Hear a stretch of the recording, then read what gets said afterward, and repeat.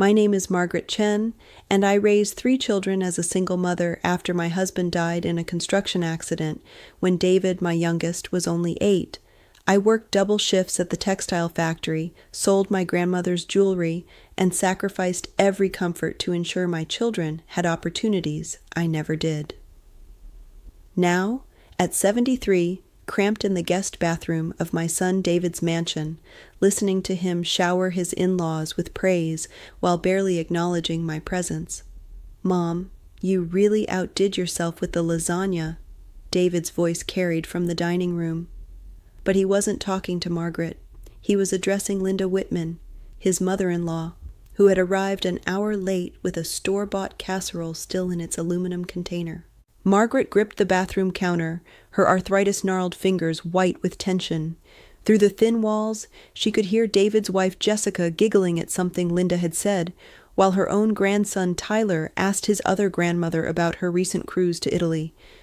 Nobody had asked Margaret about her life in weeks. This wasn't new. For the past 5 years, since Jessica's parents had moved to the same city, Margaret had watched her son transform into a different person. David Whitman Chen, he'd even hyphenated his name to include Jessica's maiden name, bent over backward to impress the Whitmans. They were wealthy, connected, and everything Margaret wasn't. When Margaret emerged from the bathroom, she found her usual spot at the dinner table had been given to Linda. "Oh, sorry, Mom," David said without looking up from carving the turkey. "Linda has that back problem, remember? The firm chair is better for her."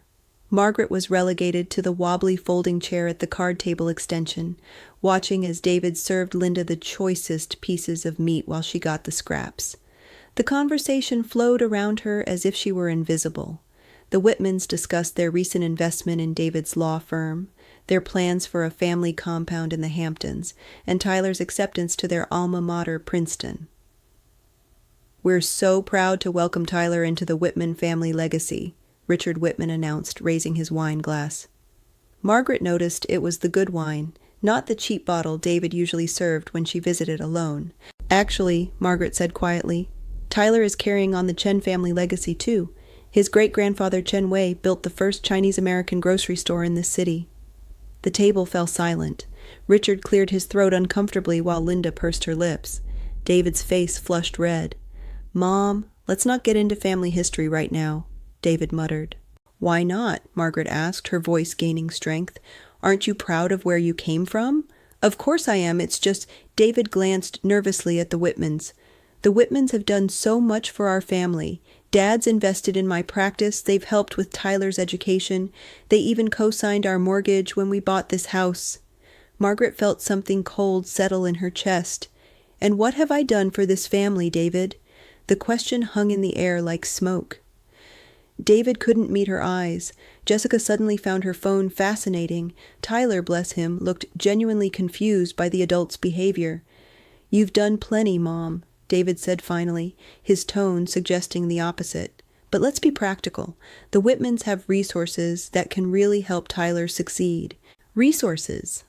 The word hit Margaret like a slap. She thought of the life insurance money she'd quietly given David for his law school tuition, the loan she'd taken against her modest home to help with his wedding, the countless hours of free babysitting when Tyler was young so David and Jessica could build their careers. None of it seemed to count now. After dinner, while the families retreated to separate corners of the living room, Margaret overheard a conversation that would change everything. "I still think we should encourage David to put his mother in one of those senior communities," Linda was saying to Richard in hushed tones. "It would be better for everyone." "Agreed," Richard replied. "She's becoming a burden, and frankly, it's awkward having her around when we're trying to conduct business. David needs to focus on building relationships that matter for his career." Margaret's breath caught. She pressed herself against the wall, straining to hear more. "I'll talk to Jessica about it," Linda continued. "We can frame it as being concerned about Margaret's health and safety. David listens to Jessica, and Jessica listens to us." The grandma revenge that began forming in Margaret's mind at that moment wasn't born of spite, but of a deep, primal need for justice. She'd given everything to raise David, only to watch him choose people who saw her as an inconvenience to be managed. But what David and the Whitmans didn't know was that Margaret Chen had secrets, big ones. She quietly gathered her purse and coat, slipping out the back door while the family was distracted by a football game. In her car, she sat for a long moment, staring at the house she'd helped purchase, where her son lived a life that no longer had room for her. Margaret pulled out her phone and scrolled to a contact she hadn't called in years. Patricia Henley, her former co-worker at the factory, now a successful private investigator. Some grandma revenge stories were about petty pranks or emotional manipulation, but Margaret's would be different. She was going to give her son exactly what he deserved and what the Whitmans deserved too. The next morning, Margaret met Patricia at a small diner downtown. Patricia slid a manila envelope across the table. "Are you sure about this, Maggie?" Patricia asked. "This kind of information, once it's out there, there's no taking it back." Margaret opened the envelope and pulled out photographs, financial documents, and what appeared to be surveillance reports. Her hands trembled as she read, but her resolve only strengthened. "I'm sure," she said. "It's time for some grandma revenge." What Margaret had discovered would not only destroy the Whitmans' carefully constructed image, but would also reveal a truth about David that would shake the foundation of everything he thought he knew about himself. The game was about to begin. Patricia's investigation had taken 3 months, but the results were more damaging than Margaret had dared hope. The Whitman family fortune, built on Richard's allegedly brilliant investment strategies, was actually a sophisticated Ponzi scheme. Even worse, David wasn't just an innocent victim. He was an unwitting accomplice whose law practice had been used to legitimize several fraudulent transactions. "Look at this," Patricia said, spreading documents across Margaret's kitchen table. "Richard Whitman has been using David's firm to create shell companies. David signs off on everything because he trusts his father-in-law, but he's legally liable for all of it." Margaret studied the papers, her factory-honed mind still sharp enough to understand the implications. How much money are we talking about? Conservatively, $47 million. Richard's been robbing pension funds, charity accounts, and retirement savings from people across 3 states. When this comes out, and it will, David could face criminal charges. The irony wasn't lost on Margaret. David had chosen the Whitmans over her because of their money and status, never realizing he was tying his future to a house of cards. But the financial fraud was just the beginning. Patricia's real bombshell came next. "There's something else, Maggie. Something about David himself." Patricia hesitated. "Are you sure you want to know?" Margaret's heart pounded. "Tell me everything." Patricia pulled out a birth certificate, yellowed with age. "David isn't your biological son." The words hit Margaret like a physical blow. She gripped the edge of the table, struggling to breathe. "That's impossible. I gave birth to him. I was there." "You gave birth to a son," Patricia said gently, "but there was a mix-up at the hospital. Your biological child died from complications, and David, whose teen mother had abandoned him, was given to you instead. The hospital covered it up to avoid a lawsuit." Margaret stared at the documents, her mind reeling. The birth certificate showed David's real mother, Sarah Whitman, age 16 at the time, Richard Whitman's youngest sister, who had supposedly died in a car accident when David was a baby. "Sarah didn't die," Patricia continued. "She's alive and well, living under an assumed name in Oregon. Richard paid her to disappear after she gave birth, and when the hospital called about the mix-up, he saw an opportunity. He's known David was his nephew this entire time." The room spun around Margaret. Everything she'd believed about her life, her son, her family, it was all built on a lie. "Why didn't Richard claim David from the beginning?" Margaret asked. "Because it was easier this way. Richard was building his reputation, and an illegitimate nephew from his troubled sister would have been a liability. But now that David's successful and useful, Richard wants to keep him close. The excessive generosity, the investment in David's practice, the insistence on family bonds, it's all about control." Margaret felt nauseous. Richard Whitman had stolen her child's identity while manipulating him into criminal activity. He'd watched her struggle as a single mother, knowing he could have helped, but choosing not to. And David, desperate for the father figure he'd never had walked willingly into the trap. But there was more.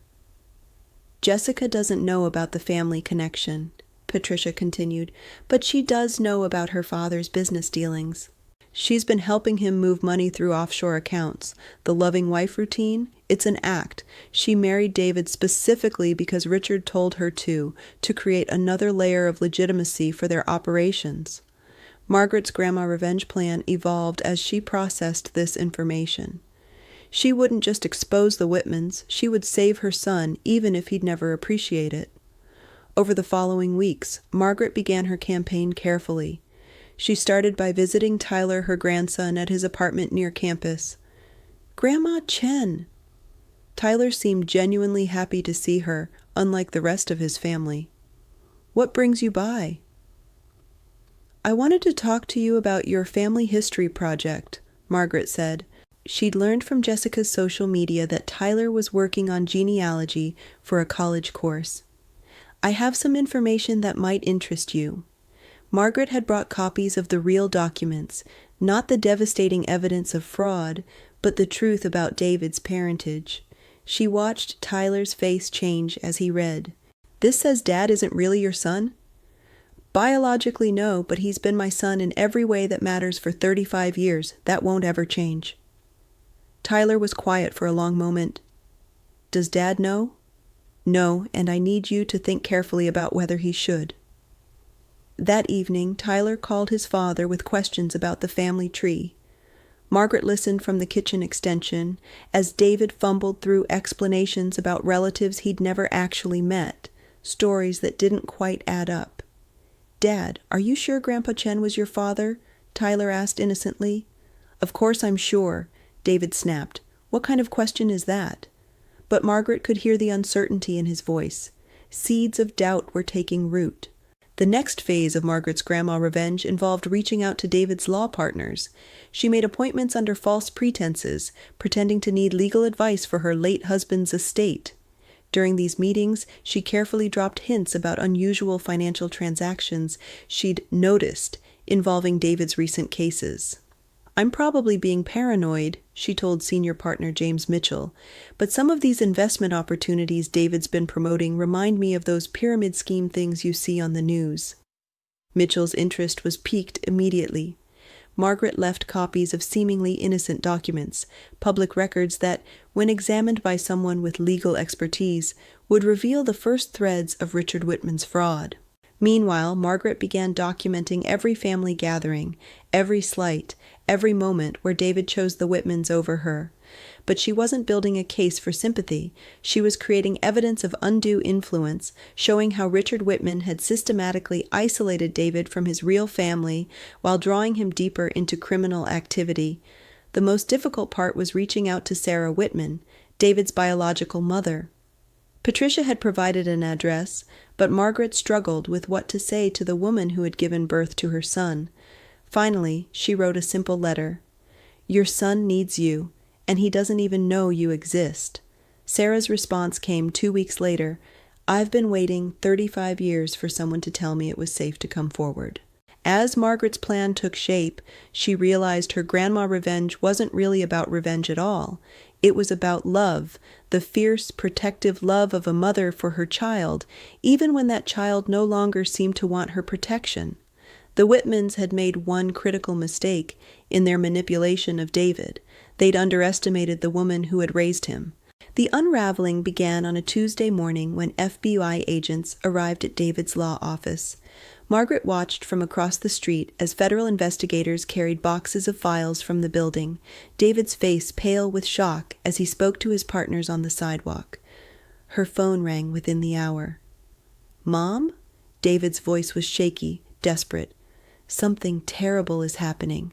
The FBI is investigating some of my cases, and they're saying there might be financial irregularities. I don't understand any of this." For a moment, Margaret's resolve wavered. Her son sounded like the frightened little boy she'd comforted through nightmares after his father's death.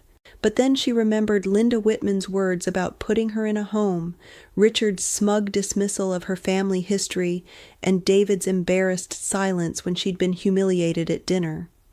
"What kind of irregularities?" she asked. "They're looking at some investments that Richard recommended. Shell companies, offshore accounts, Mom, I could lose everything. They could charge me with fraud. Margaret took a deep breath.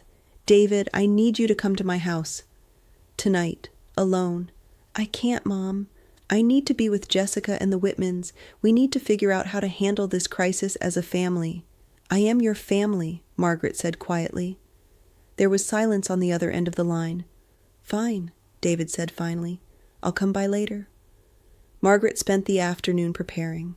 She laid out all of Patricia's evidence on her dining room table, the financial documents proving Richard's fraud, the birth certificates revealing David's true parentage, and photographs of Sarah Whitman alive and well in Oregon. She also had something else, a thick folder containing every sacrifice she'd made for David over the years, documented with receipts, bank statements, and photographs. David arrived at sunset, looking haggard and desperate. He barely glanced around the small house where he'd grown up, his expensive suit looking out of place among Margaret's modest furnishings. Mom, I need to ask you something, and please don't take this the wrong way, he began. Do you have any money saved? Any investments or insurance policies? If I'm going to fight these charges, I'll need the best lawyers money can buy, and— Sit down, David. Something in Margaret's tone made him stop mid-sentence. He looked at her, really looked, for the first time in years. I have something to show you, Margaret said, gesturing to the table. David's eyes widened as he saw the spread of documents. Mom, what is all this? The truth about your precious Whitman family, Margaret replied, and the truth about yourself. She started with Richard's financial crimes, watching David's face grow paler as he realized the scope of his father-in-law's fraud. You've been signing documents for shell companies, David. Richard's been using your reputation and your firm to legitimize his Ponzi scheme. That's impossible, David whispered. Richard has been stealing from pension funds and charities for over a decade. When this comes out, you'll be facing federal charges as an accomplice. David slumped in his chair, but Margaret wasn't finished. There's more. She slid the birth certificates across the table. You're not my biological son, David. Your real mother is Sarah Whitman, Richard's sister. David stared at the documents, his hands shaking. This can't be real. Richard has known you were his nephew your entire life. He watched me struggle to raise you alone when he could have helped. He let me sacrifice everything for your education, your wedding, your house, money he could have provided without blinking, but it was more useful to him to keep you desperate and grateful. Why are you telling me this now? David's voice was barely audible. Margaret pulled out the final folder. Because I want you to understand what real family looks like. She showed him every receipt for his school supplies, every bank statement showing her emptied savings account, every photograph from his childhood achievements, where she stood proudly beside him despite working 3 jobs.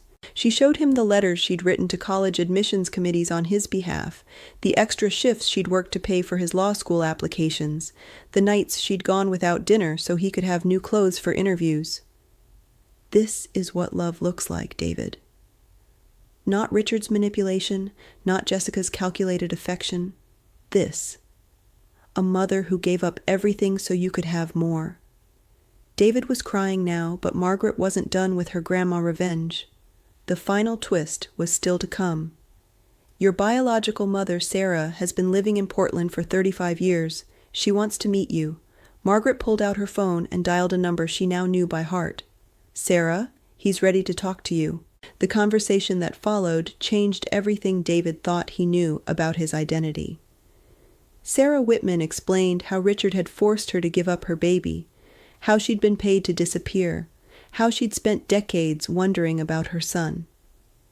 I've been following your career from a distance, Sarah told David through the speakerphone. I'm so proud of what you've accomplished. But I've also been watching Richard use you, and I've been waiting for the right moment to come forward. David looked up at Margaret with tears streaming down his face. Why didn't you ever tell me I was adopted? Because I was afraid you'd feel like you didn't belong anywhere, Margaret replied, and because, despite everything that's happened between us, you're still my son. Biology doesn't change that. The room fell silent, except for David's quiet sobbing. Finally, he looked up at his mother, the woman who had raised him, sacrificed for him, and loved him unconditionally despite his recent treatment of her. "I've been such a fool," he whispered. Margaret sat down beside him, her own eyes wet with tears. "Yes, you have, but you're my fool, and it's not too late to make things right." David's phone buzzed with texts from Jessica and Richard, demanding to know where he was and why he wasn't answering their calls. Margaret watched him stare at the messages, seeing the manipulation clearly for the first time. "They're going to throw me under the bus, aren't they?" he asked. "In a heartbeat," Margaret confirmed, "but I have a plan to make sure that doesn't happen." The grandma revenge that had started as a desire to humble her ungrateful son had evolved into something much more powerful, a mission to save him from the people who had been using him all along. As they sat together in the house where David had grown up, Margaret explained the final phase of her plan. It would require David to make the hardest choice of his life, but it was the only way to protect himself and uncover the full extent of the Whitmans' crimes. The real revenge wasn't going to be against David. It was going to be against the people who had stolen her son's identity, manipulated his emotions, and tried to erase his real family from his life. And Margaret Chen, the factory worker they had dismissed as worthless, was going to destroy them all. David's cooperation with the FBI investigation sent shockwaves through the city's legal and financial communities. Wearing a wire provided by federal agents, he recorded conversations with Richard and Jessica Whitman that revealed the full scope of their criminal enterprise. The Ponzi scheme had defrauded investors of over $60 million, with tentacles reaching into pension funds, charity accounts, and retirement savings across 5 states. Margaret sat in the federal courthouse gallery, watching as her son testified against his father-in-law with quiet courage. The man on the witness stand bore little resemblance to the arrogant person who had been embarrassed by her presence just months earlier. David's face was gaunt, his expensive suits replaced by modest clothing, but his voice was steady as he detailed how Richard had manipulated him into legitimizing fraudulent transactions. "Mr. Chen," the prosecutor asked, "when did you first realize you were being used?" David glanced toward Margaret in the gallery. "When someone who truly loved me showed me what real family looks like." The trial lasted 3 weeks. Jessica Whitman, faced with overwhelming evidence of her complicity, eventually agreed to testify against her father in exchange for a reduced sentence. Her testimony revealed the calculated nature of her marriage to David, how Richard had specifically instructed her to pursue him because his law firm would provide the perfect front for their operations. "He was never supposed to know about the family connection," Jessica admitted on the stand. "Richard said it was cleaner that way. Let David think he was earning his place in the family through merit, when really he was just being groomed to serve our purposes." Linda Whitman, meanwhile, had fled to Switzerland the moment the investigation became public, taking with her several $millions in funds hidden in offshore accounts. Richard's attempt to blame everything on his absent wife only made his own situation worse. The final blow came when Sarah Whitman arrived from Portland to testify. Margaret watched from the gallery as David met his biological mother for the first time in 35 years. Sarah's testimony about Richard's threats and manipulation completed the portrait of a man who had built his fortune on the destruction of other people's lives. "He told me my son was better off without me," Sarah said, her voice breaking. "He said if I ever tried to contact David, he would make sure I was charged with abandonment and fraud. I was 16 and terrified. I believed him." Richard Whitman was sentenced to 25 years in federal prison. Jessica received 8 years. Linda remained a fugitive, but Interpol had frozen her assets and issued international warrants. But Margaret's grandma revenge wasn't complete until she addressed the collateral damage.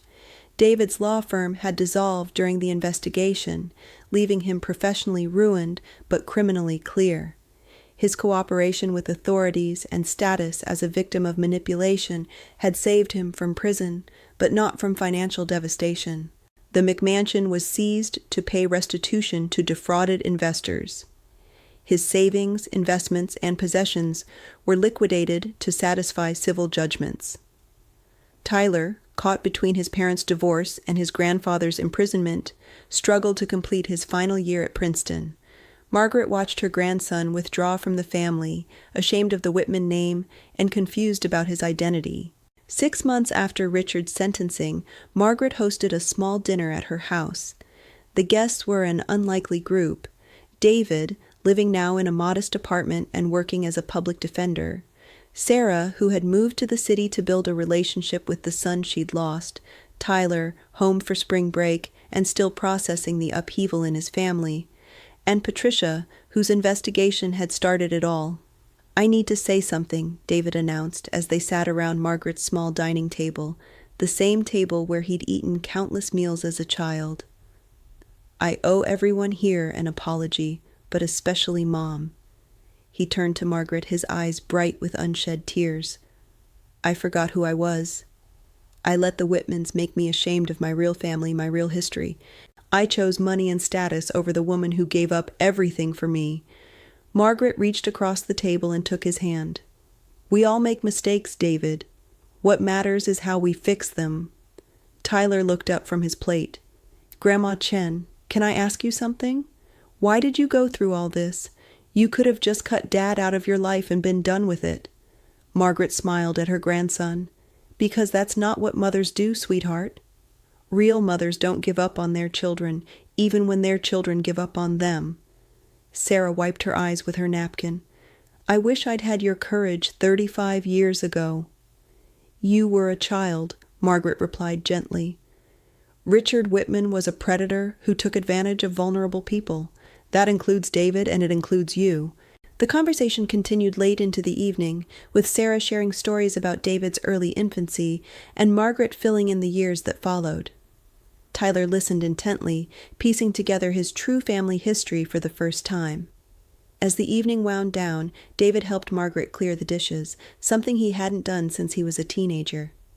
"Mom," he said quietly, "I've been thinking about what you said, about family and love and sacrifice."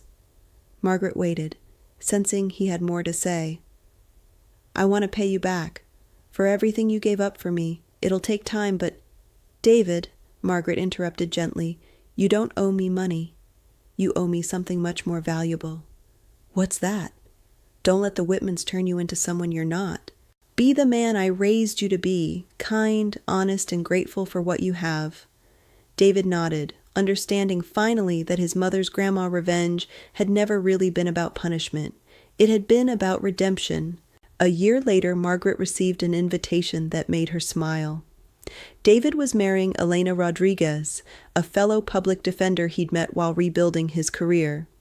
The wedding would be small, held in Margaret's backyard, with Sarah serving as mother of the groom alongside Margaret. Tyler had changed his name from Tyler Whitman Chen to Tyler Chen Rodriguez, honoring all parts of his expanded family while rejecting the toxic legacy of the Whitmans. He was thriving at Princeton, studying criminal justice with plans to follow his father into public service. As Margaret prepared for the wedding, Patricia stopped by to help with decorations. "So," Patricia asked with a grin, "was it worth it? All that planning and scheming for your grandma revenge?" Margaret looked around her small house, soon to be filled with the people she loved most. David had learned to value substance over appearance. Tyler had discovered the importance of integrity over wealth. Sarah had found the family she'd lost decades ago. "It wasn't revenge," Margaret replied. "It was justice." "There's a difference." "What's the difference?" Margaret smiled, hanging streamers made from recycled newspaper, the same creative resourcefulness she'd used to make David's childhood birthdays special when money was tight. "Revenge is about hurting people who've hurt you. Justice is about making sure the right thing happens, even when it's hard." The grandma revenge that had begun with hurt feelings and wounded pride had evolved into something much more powerful, a grandmother's determination to save her family from people who would have destroyed them all. As guests began arriving for the wedding, Margaret stood on her front porch watching David laugh with Elena, while Tyler helped Sarah arrange flowers. It wasn't the life any of them had planned, but it was real, honest, and built on love rather than manipulation. Sometimes the best revenge wasn't revenge at all. Sometimes it was simply refusing to let toxic people define your worth and fighting back with the most powerful weapon of all, unconditional love. Richard Whitman had spent decades believing that money and status were the ultimate power, but he'd underestimated the fierce determination of a grandmother who had spent her whole life proving that love, sacrifice, and truth were stronger than any fortune built on lies. In the end, Margaret's grandma revenge had given everyone exactly what they deserved. The Whitmans got justice, David got redemption, and the Chen family got each other back. And sometimes that's the most satisfying victory of all.